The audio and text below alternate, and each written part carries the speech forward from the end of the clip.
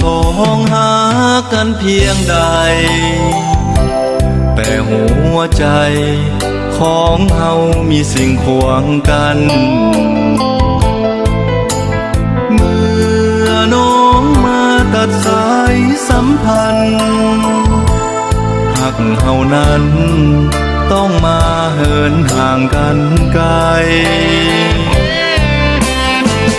ก่อนนั้นเฮาเคยหักมันฝังจิต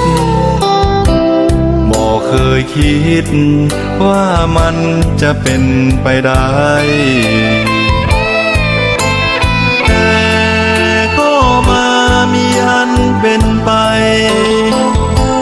ปล่อยให้อายต้องมาน้ำตาหลั่งนองอายคนบุญน้อยต้อยต่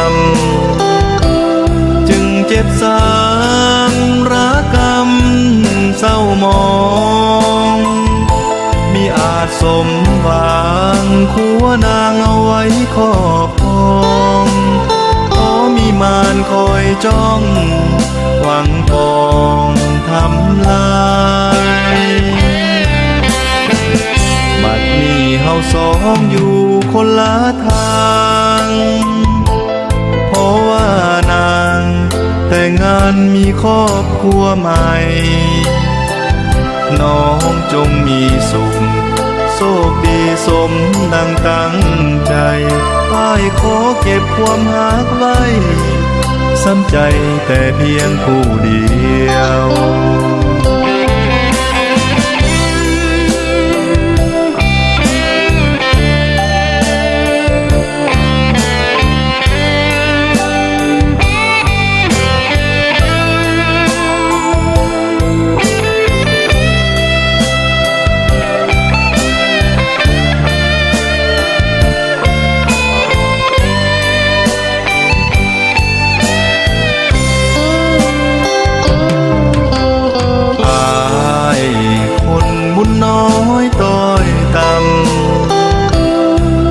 เจ็บสา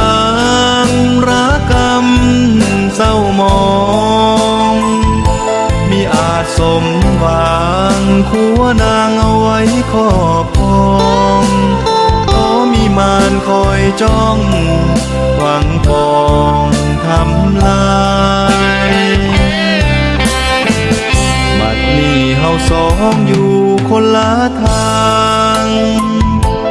เพราะว่านางแต่งงานมีครอบครัวใหม่น้องจงมีสุขโชคดีสมดังตั้งใจอ้ายขอเก็บความหักไว้ซ้ำใจแต่เพียงผู้เดียว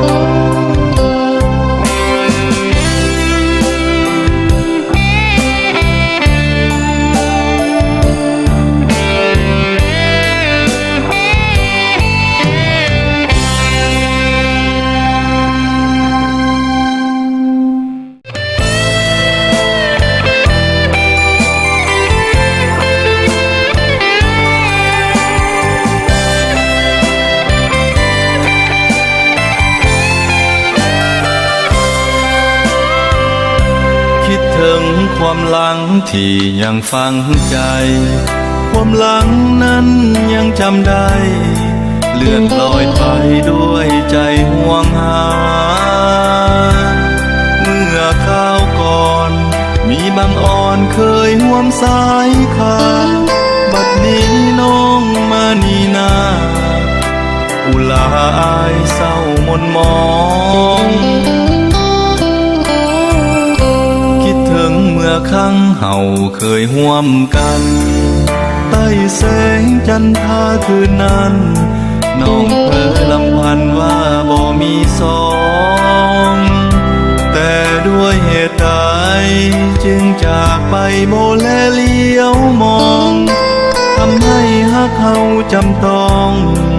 แบ่งเป็นสองทิศทางหรือมีสายอื่นแอบแฝงหากจึงนายแนงเปลี่ยนแปลงเหินห่าง สีเพียบพร้อมทุกอย่างอ้ายจนต้องทำควรคางขาดนางเพราะขาดเงินตาความหลังครั้งเก่าคอยเฝ้าหลอกหลอนทุกคืนอาวรณ์ฝันเห็นบางอ่อนเลื่อยมาเกิดในศาสตร์นี้สิ้นแล้วสิ้นวาสนาต้องทนกำกืนน้ำตาไว้ศาสตร์หน้าขอหักอีกหน